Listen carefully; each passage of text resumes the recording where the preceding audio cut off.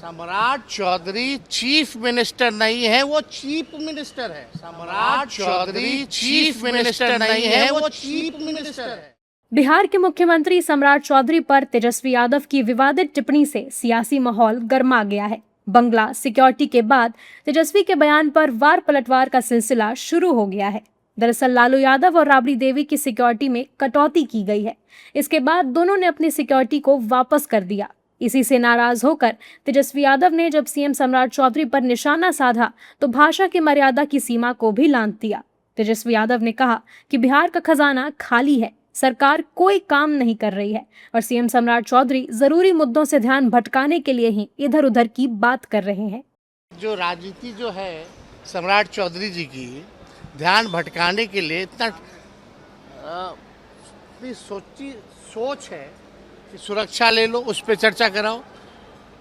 राबड़ी देवी जी के स्टेटस में 2005 के बाद से अब तक कोई बदलाव नहीं हुआ है, तो अचानक से 10 नंबर ही बंगला क्यों? जो हमें जो बंगला अलॉट किया गया वही क्यों नहीं अलॉट कर दिया गया मंत्रियों को?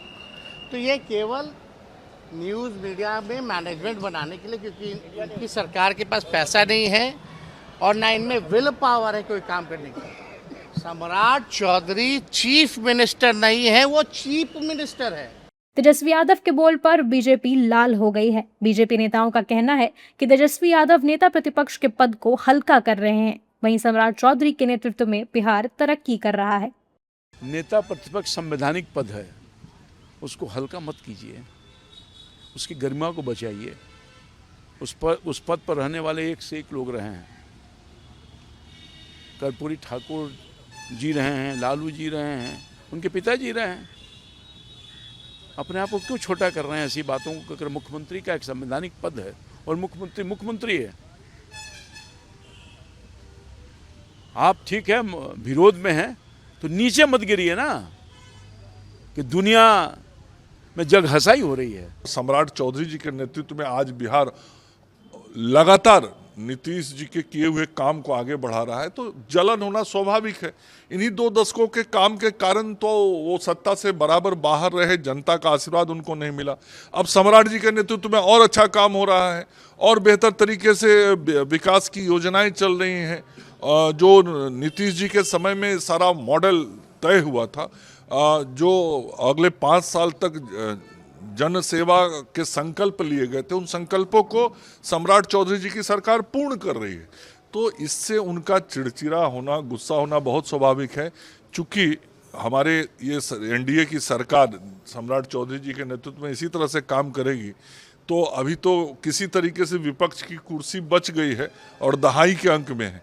अगली बार वो दहाई से नीचे आ जाएंगे, इसका डर उनको है और ये बयान इसी प्रकार देते हैं ताकि किसी तरीके से राजनीतिक चर्चा चलती रहे।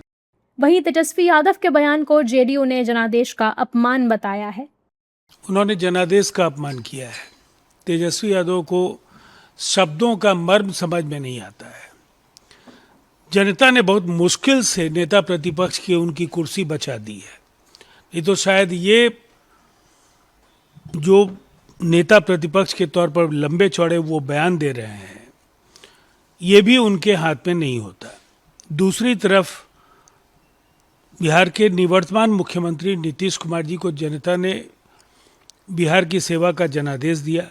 अब सम्राट जी उसी विरासत को लेकर आगे बढ़ रहे हैं और विधायक दल के वो चुने हुए नेता हैं। इसलिए इस तरह के शब्दों का जो चयन है वो तेजस्वी जी के मानसिक दिवालियापन का ही प्रतीक है।